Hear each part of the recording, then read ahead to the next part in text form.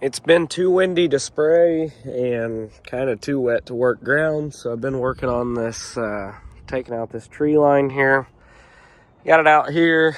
I got the entry to that field opened up so I can get through there without taking the heads off the combines.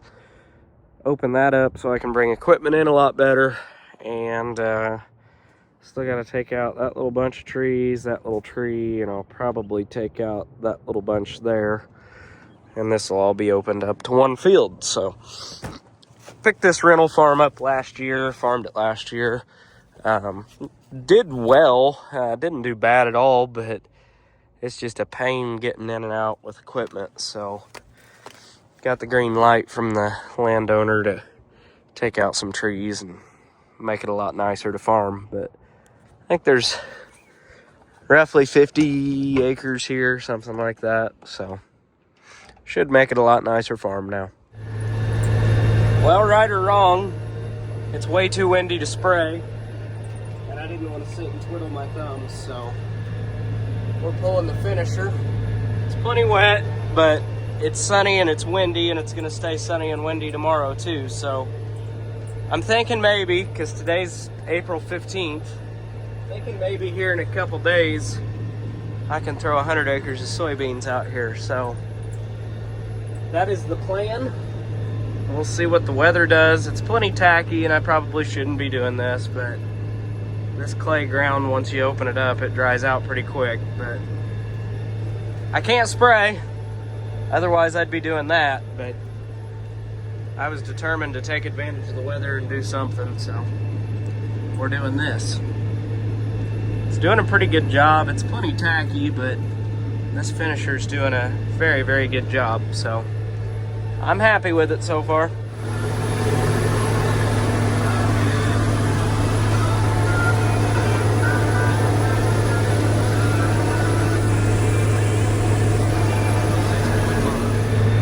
Still hammering down. I've got about 100 acres done so far, and it's still plenty tacky, but this tool's done a pretty good job. I mean, this is 220, 240 bushel corn residue. Hasn't been touched since last year. It does. I do have Yetter stock devastators on the corn head, and this thing's going right through it for the most part. It has plugged, I don't know, 3 or 4 times, but the blades on the front of this thing are like 3-4 inches smaller than what they're supposed to be. I'm definitely going to reblade it before next year. But since I just bought it, I figured I'd try and run it a season. And I mean, credit where credit's due. I feel like if it had the blades it was supposed to have on it, or they were not worn as bad as what they are, it would definitely be doing a lot better job. But it's not an awful seed bed. It's not a great one either, but it's plenty wet, it's plenty fluffy. I do wish this thing had a rolling basket behind it, just to kind of pack everything back down, but I got a good planter. It'll plant right through this, so I don't know. I'd say here in a couple days, I'm gonna just keep on hammering down. I'm gonna work about 250 acres with this thing, and then here in a day or two, start hammering some beans in the ground. Get a couple 100 acres in the ground at least. We're supposed to get rain again all weekend. Not a lot, but just consistent small rains all through the weekend. So I would like to get something in the ground before it's May, especially some earlier soybeans. So with corn, I probably wouldn't be planting this, but being that this is going in soybeans, they're fairly forgiving, so we're gonna try it. Got a nice sunset going, and we're folding up. The first 100 acres or so done, so I'm gonna move on across from my house over there and hit that there across the way. So about 60 acres over there, so we'll see if we can get that done tonight too.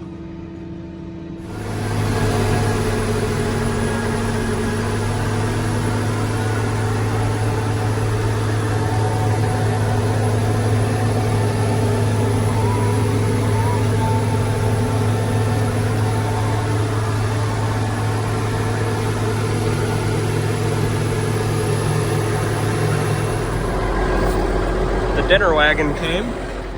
So now we don't have to be hungry while we're running the tractor. I'm gonna stop and see what we got here.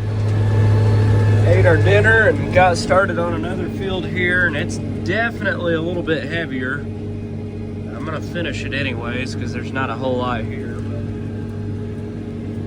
I don't know. I feel like I shouldn't be doing this, but it's a surefire way to get some beans planted too, so I'm gonna do it anyways. Beans are a lot more resilient than corn, so we're just gonna send it. Well, it's midnight and I'm out of fuel, so we will get this pig greased and fueled up in the morning. I'm gonna go through all the bearings on this and get them good and greased. I'm pretty sure that tire is flat. I'm not positive, but I'm pretty sure. But that's tomorrow's problem. It's midnight and I'm hungry again.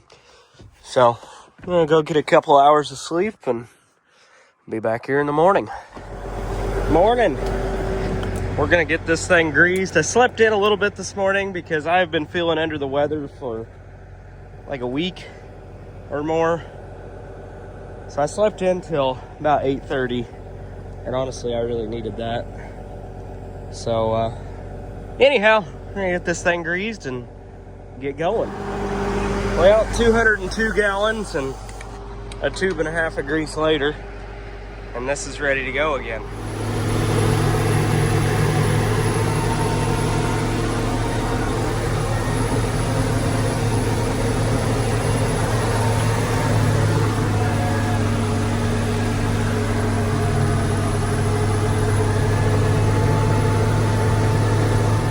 Got another one done, and it worked out perfect. I just got a phone call that my chemical order came in, and then I've got seeds showing up here in about a half hour too, so it's gonna work out perfect. I decided, instead of using my patch together hose from last year that had pinhole leaks in it, to buy a new hose here.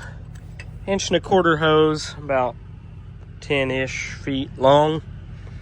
Take a guess what that cost in the comments. That was fun. This unit is all but ready to go, with the exception of I gotta tighten the pump up on it. There's a PTO pump.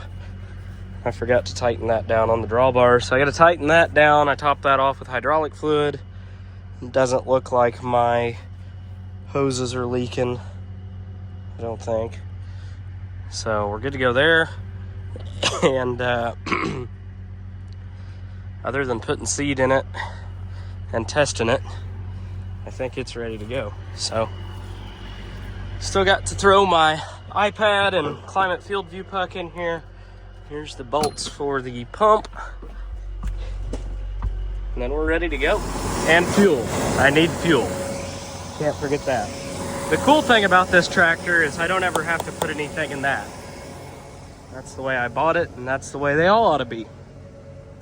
I'm kind of curious to see what these new closing discs do, if they do a better job or not, which I'm not using it in no-till, which is where those are really going to shine, but I don't know. We'll see what kind of job they do. Okay, the pump's good and fastened on there. I smacked my head off the corner of the jack stand. Had some choice words to say about that. And good God, do I need to clean up the shop. It's getting bad in here.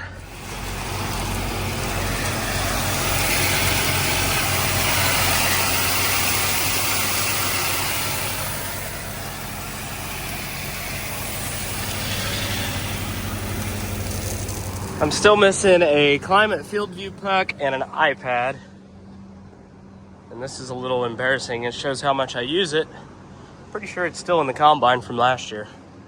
So we're gonna grab that. I got one in the sprayer, but this thing's still nice and clean until you look at the back where the birds have shit all over it. And I even have the bird wire in here, but they sit on the rails of the combine and shit all over it. And the way I parked it in here, it's gonna be kind of fun to get in. I would have been better off going around the other side and climbing the track, but I guess we'll do this. I can see the mice have been doing me lots of favors up there in the cab. I hate them, I really do. But I see an iPad mount. I do not see an iPad, so I have to get creative here and figure out where that's at. Well, that was a bitch to get out of there, but we got our field view puck and our Pro 700 adapter. So now, to shut this tractor off, unplug my Pro 700 and then replug it back in. Yes, I think. Let's do that real quick. And then I gotta find an iPad because I don't know where they're at. I have 2 of them, but actually no, I've got 3 of them, but 2 of them are somewhere. I think one's at the house, the other one's maybe in my office. I don't know, I haven't used them in a while. Basically all I'm doing is I unplugged this harness from the back of the monitor, and then this one just splices in, and it's got your field view puck, which is flashing blue, which means it's got power to it. So now we'll put our monitor back on. We're good to go. They do make a bracket that goes right here, and then it holds your little puck beside it, but I just let it dangle and it seemed to do just fine. Got some babies out there playing around. Got the software all updated on this, or did all the updates to the iPad I had to. I think it should work now. So I am going to head way here behind the farm, off the road, and start to plant. But we're starting not by the road because you don't do that when you're starting out to plant. It's just a bad idea to do that. But gonna get started back here and see if we can't get the bugs worked out of the planter. I don't plan on planting a bunch tonight. Maybe, I don't know, 60, 70 acres, which only takes a few hours. Plant till it's dark or something like that. But just get the bugs worked out of the planter, and then tomorrow I'll hit it hard.